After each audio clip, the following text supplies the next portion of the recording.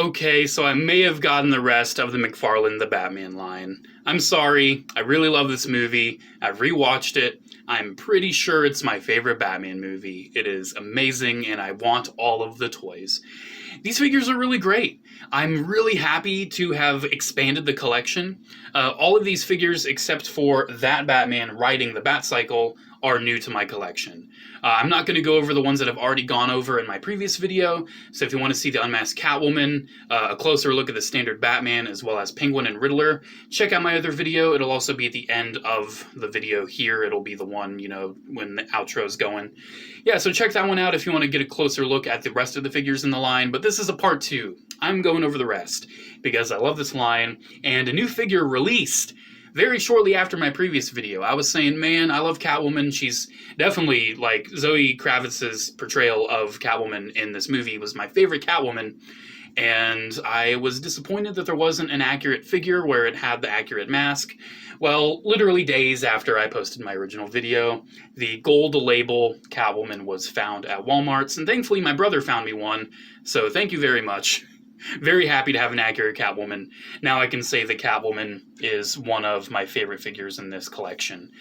Like, having the accurate mask really just makes a world of difference for me. So, are there any new actual physical figures to really show off here? Not really. We have different versions of Batman, different version of Catwoman, and a different version of the Drifter. Very cool figures. However, I did get the motorcycles. The Batcycle I found on clearance at Target for half off, which was amazing. And the Drifter cycle I found on clearance at Amazon.com for almost half off. Also amazing. So, yes, it pays to wait sometimes, let's put it that way. Would I have paid $30 retail for those? I try to not pay retail prices, man. I try. I try not to. Out of all these figures, the only one I paid retail for was Catwoman and my first Batman. My corrected Batman, I actually got for $5. So let's talk about him first. So in my big video, I was talking about how they got Batman wrong. How they did not give him the accurate collar. Well, thankfully, I found a corrected version of Batman, and now he has the correct collar piece. I didn't have to cut it off, because looking at the unmasked Batman, you can see he's got the cowl on his back there. And that's, number one, it's actually not even accurate to the film to have the cowl go on his back. It's a helmet kind of piece that he takes off. But I'm not going to be that nitpicky, because I still think it looks really cool. So yeah, basically, cowled Batman had a second cowl around his neck, and that was inaccurate. But honestly, the unmasked Batman, I got it for pretty cheap, and I'm pretty happy with it. I do have to say, though, the head sculpt you see here is actually from that figure. It's actually from the Drifter, because they both have the same head sculpt. However, I feel like the Drifter, the makeup is dirtier, and it has more of a grimy look to it, and I just think it looks a lot better than the cleaner look that the standard unmasked Batman had. So I actually swapped the heads, because I'm not going to have him with this head, because I like him with the helmet head. So yeah, I think it looks a lot nicer with the with that look there. And I did do some part swapping, like he actually has the cowled Batman hand, because that makes more sense to have him, just pulling his cowl back. However, I have this one, which is also a bit of a kit bash custom, because I repainted the eyes on my first Batman, and I still like the straightforward eyes. So on my corrected Batman, I put my repainted eyes on this one, and I also gave him the holding hand with the batarang that came with the unmasked Batman. Okay, I did a lot. But that's pretty much it with the customizing. I didn't really do much more beyond that. Because this is my ultimate Batman right here. Straight eyes, no cowl problem. He's holding a batarang, looks amazing.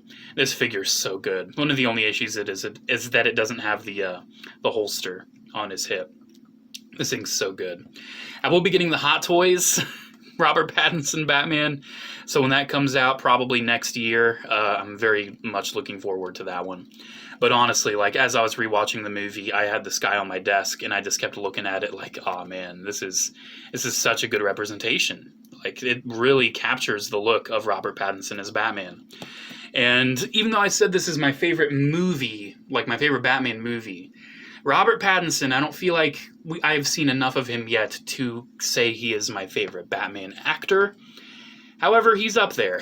He is an amazing Batman. I love this movie. I love these figures. If you want to get a closer look at the body and everything, check out my review of the other figures that I've already done.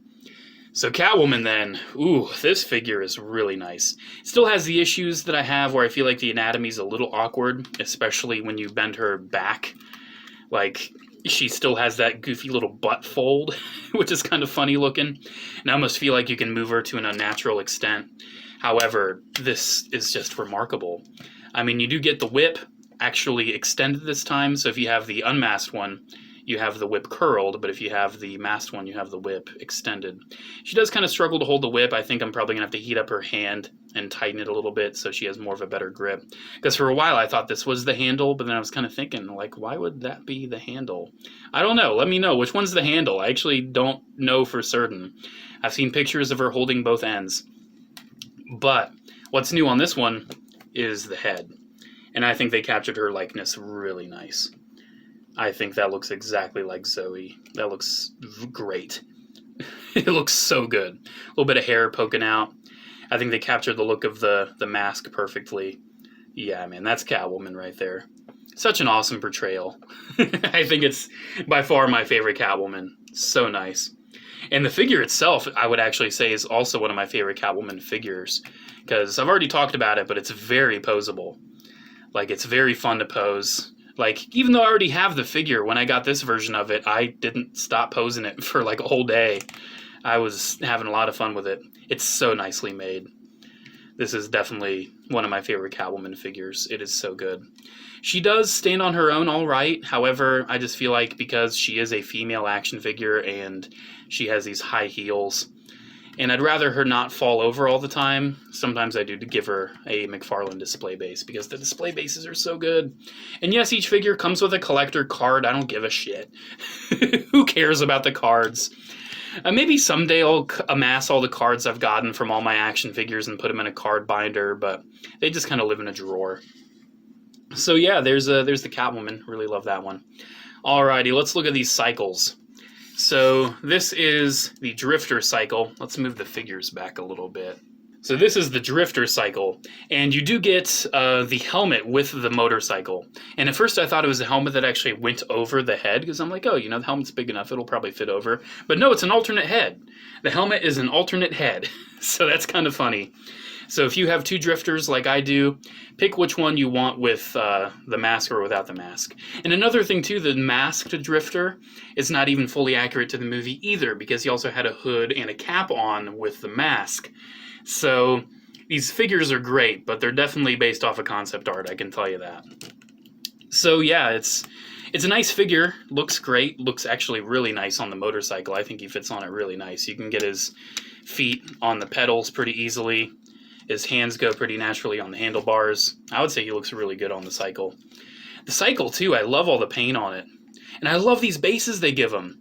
I kind of wish you could lock in the back wheel, or like it wouldn't be as loose with like a certain setting, because I'd love to display one of these with that base on, like, popping a wheelie. That'd be really cool looking. So, I mean, look at that, man. That looks really cool.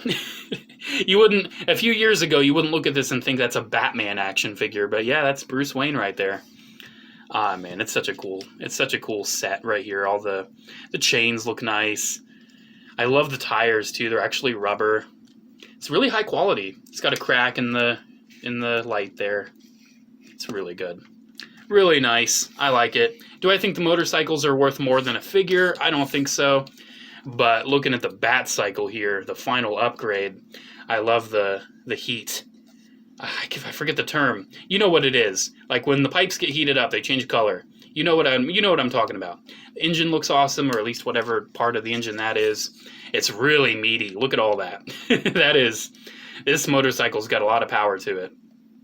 I love kind of the Bat motif in the front. Again, rubber tires. You can turn the handlebars. Batman does sit on it, not as nicely as the Drifter does, in my opinion, but he still sits on it pretty nice. And this is my original Batman. You can see where I cut the cowl off of the collar there, and I did swap the head, so you can see that this one is actually looking off to the side. So yeah, it's nice to have an extra Batman to have on the cycle all the time, I'd say. You know, you can do a little shifty shift. I do wish the cape looked a little more billowy, but honestly, I think it billows all right. I think it actually kind of looks the part back there. Yeah, not much to say about the cycles, because, I mean, they're motorcycles. Nice detail. Looks good. Really like them. So, I think I've pretty much said all I really can say about these new McFarlane figures that I've gotten from the Batman. They're nice. They're really nice. I would say, out of this entire line, I don't think there's a single bad figure, but the worst is probably the Penguin, just because of the character design. I mean, it's a fat guy in a suit. Not a very exciting action figure. I would say the best is the corrected Batman, followed up by the gold label Catwoman. The gold label Catwoman is so much better than the standard versions of Catwoman. The only figure I do not have in this line is the fully masked Catwoman, because that is just not accurate whatsoever, and I have no interest. Maybe if I see it sitting in a dig bin of figures for like $5, I might end up buying it. But for now, I would say my The Batman collection has reached its completion.